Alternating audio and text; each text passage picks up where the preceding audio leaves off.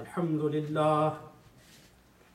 لله نحمده ونستعينه ونستغفره ونؤمن به ونتوكل عليه ونعوذ بالله من شرور أنفسنا ومن سيئات أعمالنا من يهده الله فلا مضل له ومن يضلله فلا هادي له ونشهد أن لا إله إلا الله وحده لا شريك له ونشهد أن محمدا عبده ورسوله أرسله بالحق بشيرا ونذيرا بين يدي الساعة من يطع الله ورسوله فقد رشد واهتدى ومن يعصهما فإنه قد غوى وإنه لا يضر إلا نفسه ولا يضر الله شيئا إن خير الحديث كتاب الله وخير الهدي هدي محمد صلى الله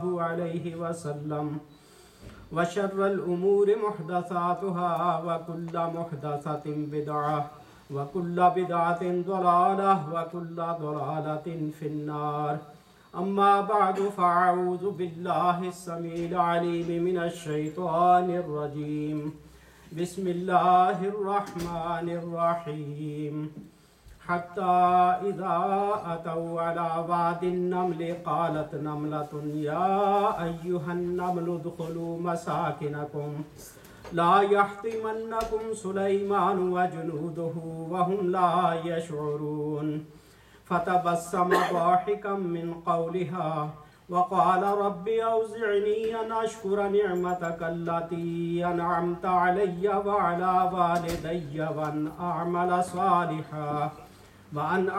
صالحا ترضاه وادخلني برحمتك في عبادك الصالحين صدق الله العظيم.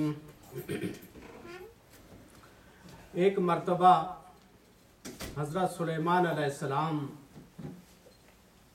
کوچ کر رہے تھے اپنے لشکر کے ساتھ، یہاں تک جب یہ سب چیونٹیوں کی وادی میں پہنچے تو ایک چیونٹی نے کہا اے چیونٹیوں اپنے بلوں میں اپنے سوراخوں میں گھس جاؤ، کہیں ایسا نہ ہو کہ سلیمان علیہ السلام اور اس کے لشکر تمہیں کچل ڈالیں اور انہیں خبر بھی نہ ہو۔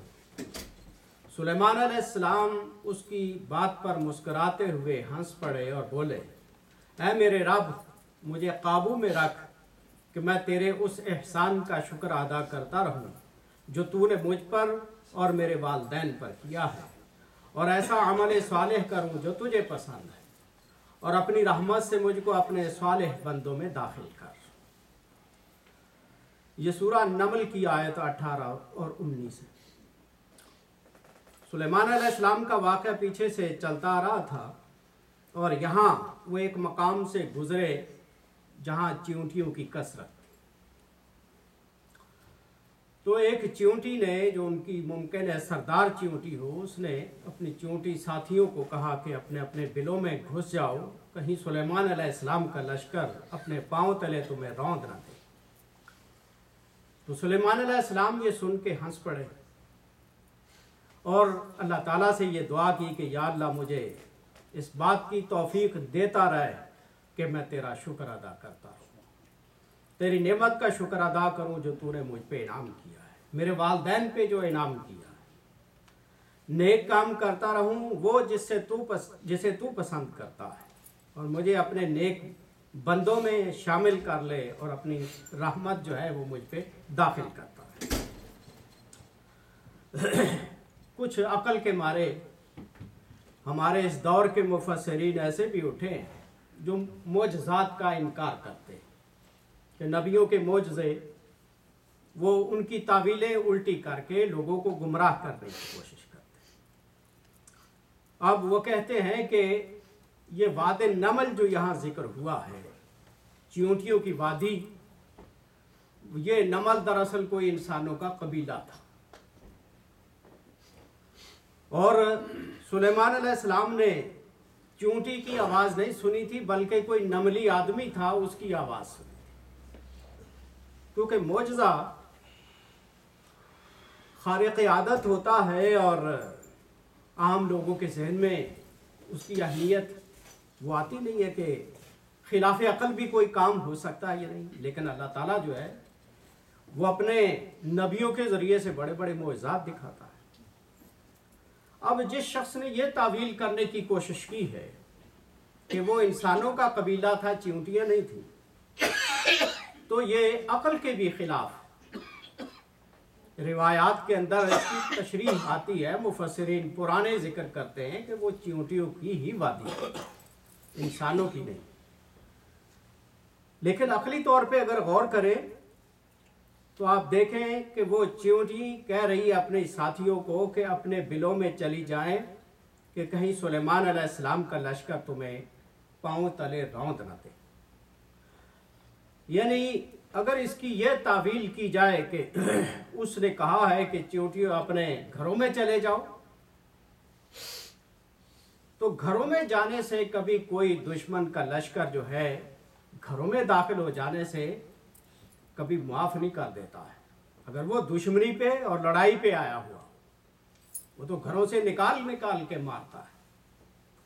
اس لیے یہ تعویل بالکل غلط ہے، اور یہ قصہ اسرائیلی روایات میں بھی ذکر ہوا ہے، لیکن اس کا آخری حصہ غلط ہے کہ سلیمان علیہ السلام نے چیونٹی کے سامنے تکبر کیا، اور چیونٹی نے کہا کہ تو ایک حقیر پانی کی بوند سے پیدا ہوا ہے اور میرے سامنے کس بات کا غرور کر رہا ہے۔ تو یہ بائبل جو ہے، اسرائیلی روایات، ان کے اندر بہت ساری چیزیں نبیوں کی توہین میں ذکر ہوئی ہے، اور نبی صلی اللہ علیہ وسلم نے یہی فرمایا ہے کہ اسرائیلی روایات وہ بیان تو کرو، لیکن حدثوا عن بنی اسرائیل ولکن لا تصدقوا، لیکن اس کی تصدیق نہیں کرنی، ایمان نہیں لانا ہے۔ اور اس قرآن کو کہا گیا ہے کہ یہ پچھلی کتابوں پر مہیمن ہے، محافظ ہے، یہ پچھلی کتابوں کی حفاظت کرتا ہے۔ یعنی جو تعلیمات صحیح گزشتہ آسمانی کتابوں میں موجود ہے، قرآن ان کی تو تصدیق کرتا ہے، لیکن جو کچھ ان میں غلط ہے قرآن ان کی تصدیق نہیں کرتا ہے۔ لہٰذا ایسے واقعات بنی اسرائیل کے جو ہیں وہ قرآن کے جو خلاف ہیں، ہم ان پر ایمان نہیں لا سکتے، ہم کبھی بھی کسی پیغمبر کی توہین برداشت نہیں کر سکتے۔ اسلام نے ہمیں اس بات کی تعلیم نہیں دی۔ اور چیونٹی کی آواز کو سننا ٹھیک ہے کہ انسان عام طور پہ چیونٹی کی کوئی آواز سن نہیں سکتا ہے، لیکن سلیمان علیہ السلام تو پیغمبر تھے، اور ان کو خاص یہ معجزے عطا کیے گئے تھے، وہ پرندوں اور جانوروں کی بولیاں تک جانتے تھے۔ تو کوئی وجہ نہیں ہے کہ وہ چیونٹی کی بات نہ سن سکے ہوں اور اس کو سمجھ نہ سکے ہوں۔ قانون فطرت ٹھیک یہی ہے کہ انسان کا کان جو ہے یہ صرف 5000 سے لے کر 20,000 کی لہروں کے ارتعاشات جو ہوتے ہیں، فریکوینسیز جو ہوتی ہیں، اس کی ایک لمٹ ہے، وہاں تک تو یہ سن سکتا ہے۔ سائنسدان کہتے ہیں کہ 5000 سے کم اگر فریکوینسی ہے تو آدمی سن نہیں سکتا، اگر 20,000 سے زیادہ ہے تو پھر وہ کانوں کے پردے ہی پھٹ جائیں گے اتنی زوردار آواز سے۔ تو خداوند عالم نے انسان کے کانوں میں جو پردے لگائے ہیں وہ ایک لمٹ کے اندر رکھے۔ ہم چیونٹیوں کی آواز نہیں سن سکیں گے، لیکن خدا کا پیغمبر معجزاتی طور پر سن سکے گا۔ اور یہ خداوند عالم کی کاریگری دیکھے کہ کتنے باریک کانوں کے پردے ہمارے پیدا کیے۔ اگر بے ہنگم پردے لگائے ہوئے ہوتے جو زوردار آواز سننے کے بعد اثر ہی نہ ہوتا، یا اتنے باریک اور کمزور لگا دیے گئے ہوتے، بلکہ آپ دیکھیں کبھی ہسپتال میں ہمارے اپنے دل کی جو دھڑکن وہ کمپیوٹر پر جب اس کی آواز کھولتے ہیں تو پوری طرح اس کی آواز دھک دھک دھک جو ہے وہ سنائی دے رہی ہے، کیونکہ وہ فریکوینسی کے مطابق جو ہے وہ سننے کے مطابق اس کی آواز کو جب کرتے ہیں تو آدمی اپنے دل کی دھڑکن کی آواز سنتا ہے۔ اور اگر اللہ تعالیٰ ہمارے کانوں کی سماعت کے پردوں کی وہی اہلیت رکھتا کہ ہم اپنے دل کی دھڑکن سن سکتے تو ہم تو کبھی آرام بھی نہیں کر سکتے تھے، سو بھی نہیں سکتے تھے۔ اندر ہمارے جو مشینری چل رہی ہے اور ہر ایک کی جو کوئی آواز ہے اپنے آپ کو سنائی دے تو آدمی کی زندگی مشکل ہو جائے۔ اس لیے خداوند عالم نے ہمیں جو کچھ عطا کیا ہے وہ ایک حد کے اندر ہے اور ایک لمٹ کے اندر ہے، اور اس کے وہی کہ جو ہمارے لیے فائدہ مند ہے۔ جو فائدہ مند نہیں وہ اللہ تعالیٰ نے ہمارے لیے وہ چیز بنائی نہیں۔ سلیمان علیہ السلام جیسا عظیم الشان پیغمبر اللہ سے یہ دعا کرتا ہے کہ اے میرے رب مجھے توفیق دیتا رہے کہ میں تیری نعمتوں کا شکر ادا کرتا رہوں۔ یعنی جو عظیم الشان قوتیں اور قابلیتیں تو نے مجھے دی ہیں وہ ایسی ہیں کہ اگر میں ذرا سی غفلت میں بھی مبتلا ہو جاؤں تو حد بندگی سے خارج ہو کر اپنی کبریائی کے خبط میں مبتلا نہ ہو جاؤں، جس طرح کے عام دنیا کے حکمران ہو جاتے ہیں۔ تھوڑا سے اختیارات آتے ہیں اور وہ خدائی کے دعوے کرنے لگتے ہیں، خدا کی زبان میں بات کرنے لگتے ہیں، اور انہیں یہ پتہ نہیں ہوتا، بھول جاتے ہیں کہ گندے پانی کے قطرے سے وہ پیدا ہوئے، کس بنیاد پہ ان کا غرور ہے اور ان کا انجام کیا ہے۔ ہر انسان نے چاہے وہ کتنا بڑا بادشاہ ہے، مرنے کے بعد اس نے خاک کے اندر خاک ہی ہونا ہے، مٹی میں ہی دفن ہونا ہے۔ یعنی تمہارا آغاز کیا ہے، تمہارا انجام کیا ہے، کبھی اس بات پہ غور ہی کر لو۔ قرآن بار بار ان چیزوں کی طرف توجہ دلاتا ہے۔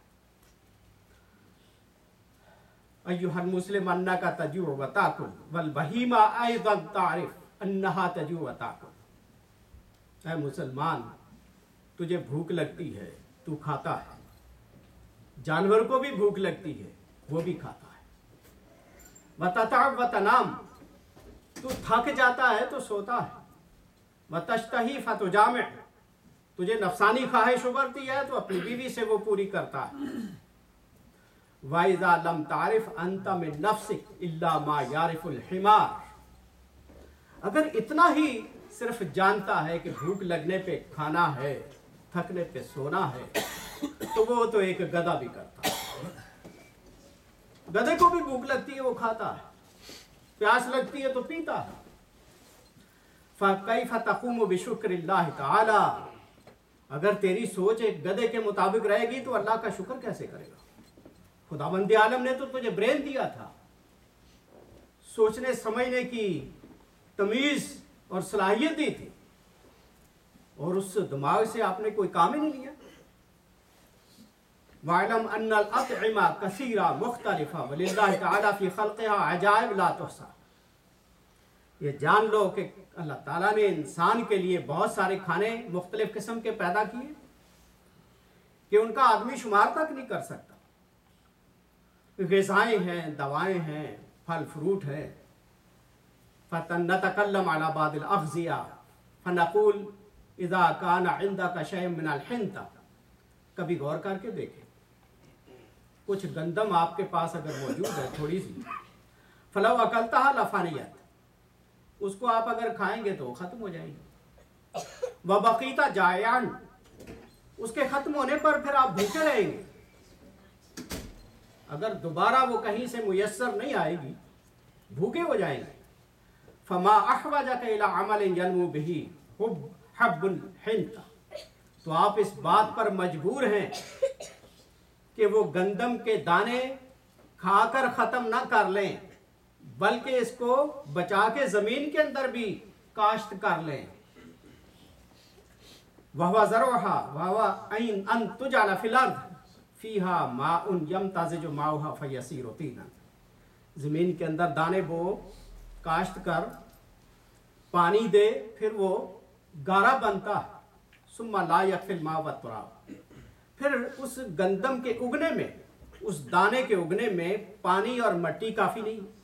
اِذْ لَوْ تُرِكَتْ فِي أَرْضٍ نَضِيَّةٍ صَلْبَةٍ، اگر آپ اس کو سخت زمین میں کہیں پتھریلی زمین میں پھینک دیں گے اس دانے کو، لم تنبت لفقد الہوا، وہاں ہوا نہیں جاتی ہے سخت زمین کے اندر، وہ اگے گا نہیں۔ فیحتاج الی ترکها فی ارض متخلخلا یتغلغل الہوا فیہا، آپ اس بات پر مجبور ہیں کہ اس دانے کو ایسی زمین کے اندر، نرم زمین کے اندر کاشت کریں جہاں ہوا جا سکے.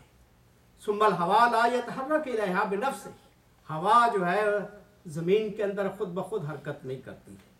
فَيَحْتَاجُ إِلَىٰ رِيحٍ يُحَرِّكُ الْهَوَا، جو باہر فضا کے اندر ہوا ہے، یہ جب تک زوردار چلتی ہے اور زمین پہ بجتی ہے تو وہ ہوا جو ہے زوردار طریقے سے پریشر سے زمین کے اندر بھی جاتی ہے. پھر فَيَحْتَاجُ إِلَىٰ حَرَارَةِ الرَّبِيعِ وَالصَّيْفِ، پھر اس دانے کو اگنے کے لیے حرارت کی بھی ضرورت ہے. فَإِنَّهُ لَوْ كَانَ فِي الْبَرْدِ الْمُفْرِطِ، شدید سردی میں بھی دانے نہیں اگتے گندم کے. ثُمَّ انظُرْ إِلَى الْمَاءِ الَّذِي، یہ دیکھیے خداوند عالم نے کس طریقے سے، وہ کیا کیا پروسیس ہے جہاں سے. ہمارا حال تو بس اتنا ہی ہے نا، ایک انگلینڈ سے ایک لڑکی پاکستان کا وزٹ کرنے کے لیے عیسائی گئی ہے، تو اسی گاؤں میں کسی میں جا کے اس نے روٹیاں بناتے ہوئے عورتوں کو دیکھا ہاتھوں سے اور توے پہ ڈالتے ہوئے اور پکتے ہوئے، تو وہ کہتی زندگی میں نے روٹی بنتے ہوئے آنکھوں سے آج پہلی بار دیکھا.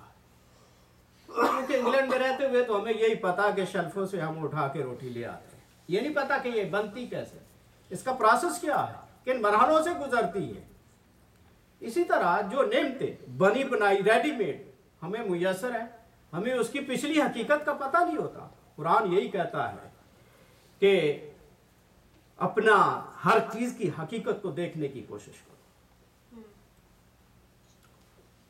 اور کسی اردو شاعر کا بھی کہنا ہے، اے اہل نظر ذوق نظر خوب ہے لیکن، یعنی اے نظر والو، کسی چیز کا دیکھنا بہت اچھی چیز ہے. اے اہل نظر ذوق نظر خوب ہے لیکن جو شے کی حقیقت کو نہ سمجھے وہ نظر کیا. جو نظر کسی شے کی حقیقت کو نہیں سمجھتی وہ کیا نظر ہے؟ نظر تو وہ ہے جو پردہ اور سکرین کے پیچھے بھی کوئی چیز دیکھ سکے. صرف ٹی وی کی سکرین دیکھ کے آدمی مان لے آئے کہ یہ جو کچھ بتا رہے ہیں وہی صحیح ہے. ان پردوں کے پیچھے بہت کچھ حقائق موجود ہوتے ہیں. اہل بصیرت وہ ہیں جو ان کے پیچھے بھی جھانک کر دیکھتے ہیں. اس لیے یہ خدا نے اتنی بڑی نعمت ہے ہماری خاطر سورج کو بنایا، ہماری خاطر ہواؤں کو بنایا، ہماری خاطر بادلوں کو بنایا، چاند سورج ہمارے لیے بنائے، زمین پانی ہمارے لیے بنایا. لیکن ہم کبھی ان چیزوں پر غور ہی نہیں کرتے. جب غور نہیں کریں گے اس کی قدر کیسے محسوس ہوگی؟ قدر محسوس نہیں ہوگی تو پھر ہم اس کا شکر کیسے ادا کریں گے؟ اس لیے قرآن بار بار توجہ دلاتا ہے، افلا تتفکرون، تم غور و تفکر سے کام کیوں نہیں لیتے؟ افلا تعقلون، تم عقل سے کام کیوں نہیں لیتے؟ یہ کائنات اتنی بڑی جو پھیلی ہوئی آنکھوں کے سامنے نظر آتی ہے، ذرا ان کی حقیقتوں پہ نظر کر کے دیکھو. ثم انظر الى الماء الذي تحتاج الیہ هذه الزراعہ، پھر اس پانی کو دیکھو جو زراعت کے لیے، اریگیشن کے لیے کام آتا ہے. کیف خلق اللہ تعالی، اللہ تعالیٰ نے اس پانی کو کیسے پیدا کیا.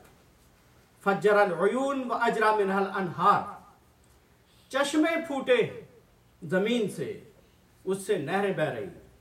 ولما کان بعض الارض مرتفعہ، بعض زمینیں اونچی ہوتی ہیں، نشیبی زمینوں کو پانی تو مل جاتا آسانی سے، بلند سطح والی زمینوں کو پانی کے لیے لا ینالہ الماء، پانی نہیں پہنچتا ہے نہروں کے ذریعے اور چشموں کے ذریعے سے. ارسل الیہ الغیوم، اللہ تعالیٰ بادل بھیجتا ہے وہاں پر. وسلط علیہ الریاح، اور ہواؤں کو مقرر کرتا ہے کہ ان بادلوں کو اٹھا کے فلاں فلاں علاقے میں لے جاؤ. لتسوق به لتسوقها باذنہ الی اقطار العالم، ہوائیں پھر بادلوں کو، بارش والوں کو اللہ کے حکم سے اٹھا کر جہاں خدا کا حکم ہوتا وہاں لے کے جاتے ہیں. اس لیے علامہ اقبال نے لکھا ہے، پالتا ہے بیج کو مٹی کی تاریکی میں کون، کون دریاؤں کی موجوں سے اٹھاتا ہے سحاب.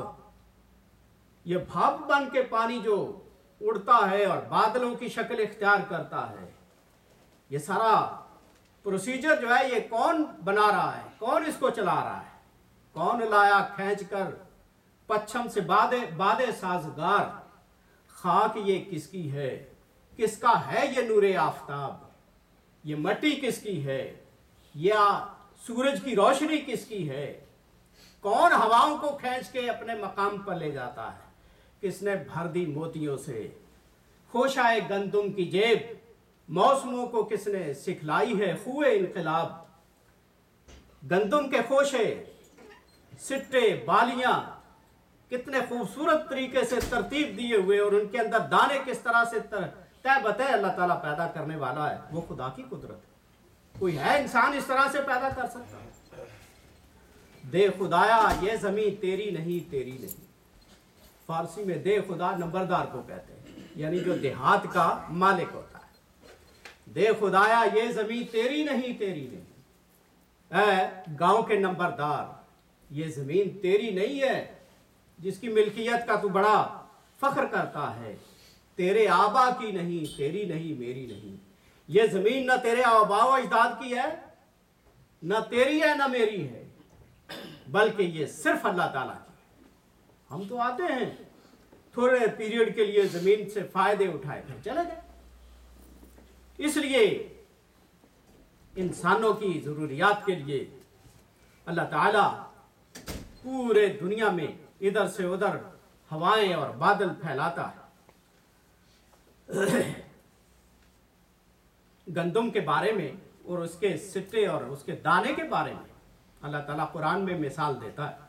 मसलुल लज़ीना युनफ़िक़ूना अम्वालहुम फ़ी सबीलिल्लाह, जो लोग अपने माल अल्लाह की राह में खर्च करते हैं, अल्लाह की राह, का मसल हब्बतिन अम्बतत सबअ सनाबिल फ़ी कुल्लि सुम्बुलतिन मिअतु हब्ब। उस अल्लाह की राह में खर्च करने वाले माल की मिसाल ऐसे है जैसे कोई आदमी एक दाना काश्त करता है जमीन में और उसमें से एक पौधे से 7 सिट्टे निकलते हैं, 7 बालियां निकलती हैं और हर सिट्टे पर 100 दाना होता है। खुदावंद आलम देखिए अपनी कुदरत का बयान किस तरह कर रहा है कि सिट्टों के अंदर किस तरह से दाने जो है उगाए जाते हैं। और मुफस्सिर एक लिखता है, अलल मुनफिक अन यहफज़ अमलह कमा यहफज़ु ज़ारिउ इला वक्त हसादिह। अल्लाह की राह में खर्च करने वाले के लिए ज़रूरी है कि वो खर्च करने वाला माल जो है उस नेकी को की हिफाजत करे, कहीं उस अमल को ज़ाय ना कर बैठे। जिस तरह एक काश्तकार दाने की काश्त करता है ज़मीन में, फिर उसके परवान चढ़ने तक कितनी उसको हिफाजत करनी पड़ती है, उसका फल उठाने के लिए कितने मराहिल से उसको गुजरना पड़ता है। रातों को सख्त सर्दी में उसको कभी पानी देना पड़ता है, कभी उसकी हिफाजत करनी पड़ती, बाड़ लगानी पड़ती है कि कोई जानवर मुंह ना मार जाए। अगर ऊपर वाला ऐसा खा लिया जाए तो नीचे वाला पौधा जो है वो बेकार हो जाता है, उसमें तो फिर सिट्टे नहीं लगेंगे। तो जिस तरह आप अपनी फसल की हिफाजत करते हैं, उसी तरह अपनी नेकी की भी हिफाजत करें। ये नेकी भी ज़ाय हो जाती है अगर इसकी हिफाजत ना की जाए। कैसे ज़ाय होती है? अल्लाह की राह में माल खर्च करने वाला अगर रियाकारी कर बैठेगा, दिखावा कर बैठेगा, वो नेकी ज़ाय चली जाएगी। शोहरत के लिए खर्च कर रहा है, नामवरी के लिए खर्च कर रहा है, अल्लाह की रजा के लिए खर्च नहीं कर रहा, नेकी ज़ाय हो जाएगी। माल खर्च किया, जेब से निकला है, लेकिन उसकी हिफाजत बड़ी ज़रूरी है। जिस तरह के एक काश्तकार को अपनी फसल के साथ मोहब्बत होती है और उसकी वो हिफाजत करता है उसके परवान चढ़ने तक, इसी तरह नेकी का फल पाने तक जो आखिरत में मिलने वाला है, उस वक्त तक अपनी नेकी की हिफाजत करना जरूरी है। नबी अकरम सल्लल्लाहु अलैहि वसल्लम ने फरमाया, मा मिन मुस्लिमिन यगरिसु गरसन औ यज़रअु ज़रअन फयाकुलु मिनहु तैरुन औ इंसानुन औ बहीमा इल्ला कान लहु सदक़ा।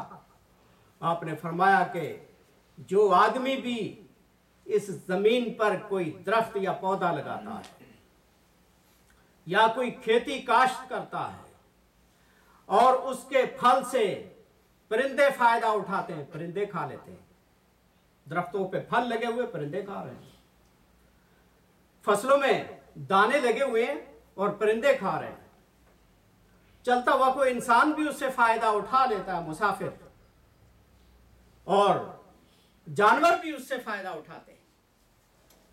حضور فرماتے ہیں جس نے بھی ایسا کوئی درخت پھل والا لگایا یا کوئی فصل اگائی تو اس سے یہ خدا کی مخلوق جو فائدہ اٹھاتی ہے تو اس کو گھر بیٹھے بغیر کسی مشقت کے صدقے کا اجر ملتا رہتا ہے، اسے خبر ہی نہیں ہے۔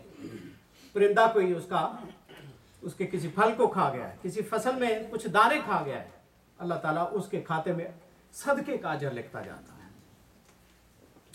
حضور صلی اللہ علیہ وسلم نے فرمایا التمس الرزق فی خبایا الارض، زمین کی تہوں میں اپنے رزق کو تلاش کرو، زمین کی تہوں میں۔ اور یہ ترمذی کی حدیث ہے۔ تو زمین کے اندر یعنی یہ چیزیں ہمیں ترغیب دے رہی ہیں کہ اپنی محنت کرو اور خدا کی یہ جو دیے ہوئے وسائل اور اسباب ہیں ان کو پوری طرح بروئے کار لاؤ۔ ان اعرابیا اتى عمر رضی اللہ تعالیٰ عنہ فقال یا عمر الخیر جزیت الجنہ اکسو بنیاتی و امہن۔ ایک جنگلی آدمی، بدو آدمی حضرت عمر کے پاس آتا ہے، وہ چھوٹے چھوٹے مصرے شعر کے بولتا ہے کہ اے بھلائی والے عمر، تجھے جنت کی جزا ملے، میری بچیوں اور ان کی ماں کے لیے کوئی لباس کا بندوبست کرو۔ وَكُنَّ لَنَا مِنَ الزَّمَانِ جُنَّةٌ وَكُلْ لَنَا، ہمارے لیے اس زمانے کی جو مصیبت ہے، فقر و فاقہ ہے، اس سلسلے میں تو ہماری ڈھال بن جا، تو ہمارا حکمران ہے، تو جن چیزوں کی ہمیں ضرورت ہے وہ ہمیں دے۔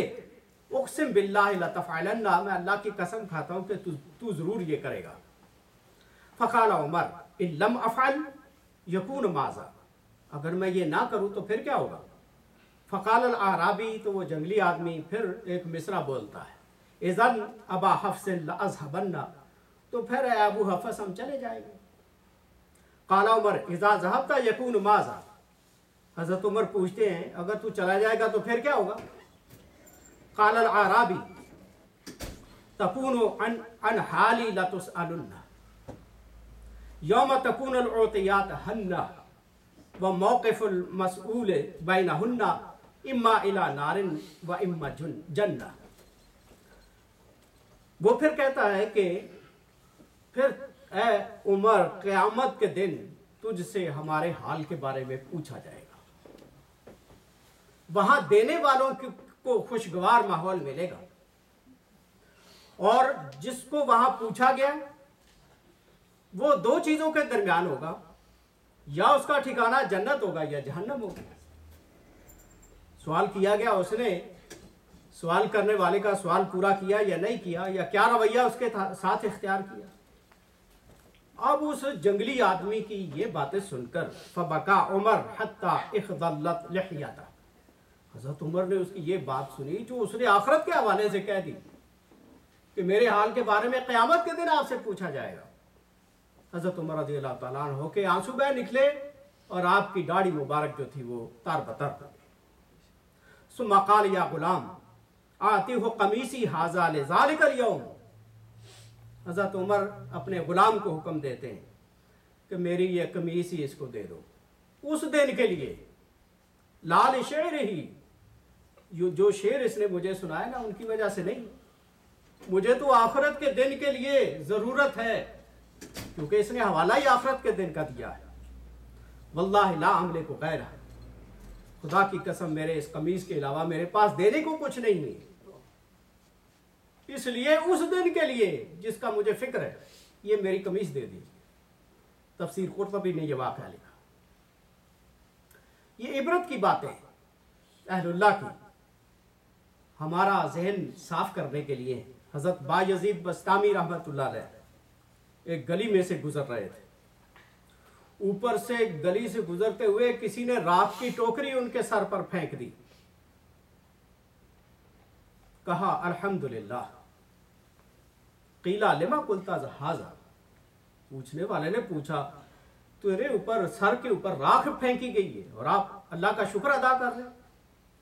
काला कद कुन्तु अखाफु मिनल्लाह अज़ाबन नार लिज़ुनूबी। हजरत बायजीद कहते हैं मुझे तो खुदा की तरफ से अपने गुनाहों के सबब इस बात का डर था कि मुझ पर आग का अजाब न बरसे, तो मैं शुक्र करता हूं कि आग नहीं बरसी है, सिर्फ राख ही पड़ी है। राख से मेरा कोई नुकसान नहीं हुआ, आग बरसती तो मैं झुलस जाता या जल जाता। वलाकिन शकरतुल्लाह अला रमाद फ़क़त अला रास, मेरे सर पे सिर्फ राख ही पड़ी है, इसलिए मैं अल्लाह का शुक्र अदा करता हूँ। देखिए हमारे साथ ऐसा कोई रवैया इख्तियार करे, हम रद्द अमल में क्या करते हैं? गालियाँ, ईंट का जवाब पत्थर। अहलुल्लाह जो हैं वो हर ऐसी मुश्किल पर खुदा का शुक्र अदा करते हैं और उनके सोचने का नुक्ता नज़र ही और होता है। वो मुस्बित सोच रखते हैं, हम मनफी सोच रखते हैं। हम हमेशा नेगेटिव सोचते हैं कि दूसरे को नुकसान कैसे पहुंचाया जा सकता है। ये भी तो अजीमुशान इंसान है जिसने राख फेंकने वाले को कोई गाली नहीं, कोई उसे मुखातब नहीं हुआ, बल्कि अल्लाह का शुक्र कर रहा है। इसलिए हुजूर सल्लल्लाहु अलैहि वसल्लम फरमाते हैं दुनियावी लिहाज से अपने से कम तर को देखा करो, आपको सुकून आ जाएगा।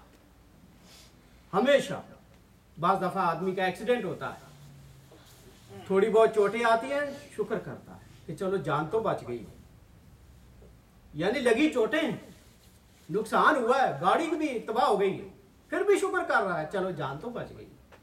तो इसलिए यही नुक्ता नज़र हमारा हर मकाम पे होना चाहिए कि अल्लाह का शुक्र हर हाल में करते रहें। और हज़रत सुलेमान अलैहिस्सलाम की ये दुआ कोशिश करें कि आप याद करें, रब्बे औज़िअनी अन अश्कुरा निअमतक अल्लती अनअमत अलैया व अला वालिदी। या अल्लाह मुझे तौफीक देता रहे कि मैं तेरी नेमत का शुक्र अदा करता रहूं जो मुझ पे तूने इनामात किए। आदमी गौर नहीं कर सकता कि कितने खुदावंद आलम ने नेमतों से आदमी को नवाजा है। अल्लाह ताला हमें इसकी तौफीक नसीब करे, हम उसके शुक्रगुजार बंदे बन के इस दुनिया में जिए और इसी हालत में दुनिया से रुखसत हो। व आखिरु दावाना अल्हम्दुलिल्लाह रब्बिल आलमीन।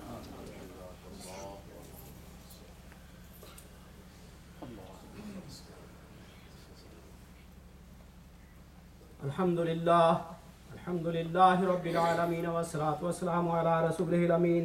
अम्मा बाद फया माशरल मुस्लिमीन अऊज़ु बिल्लाहि मिनश शैतानिर रजीम। बिस्मिल्लाहिर रहमानिर रहीम। क़ाल अल्लाहु तआला फ़ी कलामिहिल करीम इन्नल्लाहा व मलाइकतहु युसल्लूना अलन नबी या अय्युहल्लज़ीना आमनू सल्लु अलैहि व सल्लिमू तस्लीमा। अल्लाहुम्मा सल्लि अला सय्यिदिना व मौलाना मुहम्मदिन बिअददि मन सल्ला व साम। अल्लाहुम्मा सल्लि अला जमील अंबियाइ वल मुरसलीन व अला साइरि सहाबति व ताबईन व अला इबादिका स्वालिहीन। अल्लाहुम्मा अय्यिदिल इस्लाम वल मुस्लिमीन। अल्लाहुम्मा अंसुर मन नसर दीन मुहम्मदिन सल्लल्लाहु अलैहि वसल्लम वजअलना मिनहुम वख्ज़ुल मनारदन दीन मुहम्मदिन सल्लल्लाहु अलैहि वसल्लम वला तजअलना मिनहुम। अल्लाहुम्मा अरिनल हक्का हक्कन वरज़ुक़ना इत्तिबाअह व अरिनल बातिला बातिलन वरज़ुक़ना इज्तिनाबह। अल्लाहुम्मा सब्बितना अलल इस्लाम। अल्लाहुम्मा नव्विर क़ुलूबना बिनूरिल ईमान। अल्लाहुम्मा इग़फ़िर लिल मुअमिनीना वल मुअमिनात अल अहयाइ मिनहुम वल अमवात। इबादल्लाह रहिमकुमुल्लाह। इन्नल्लाह यअमुरु बिल अदलि वल इहसानि व ईताइ ज़िल क़ुरबा व यनहा अनिल फ़हशाइ वल मुनकरि वल बग़ि यअज़ुकुम लअल्लकुम तज़क्करून। उज़्कुरुल्लाह यज़्कुरुकुम वदऊहु यस्तजिब लकुम वलज़िक्रुल्लाहि तआला अअला व औला व अअज़्ज़ु व अजल्लु व अतम्मु व अहम्मु व अअज़मु व अकबर।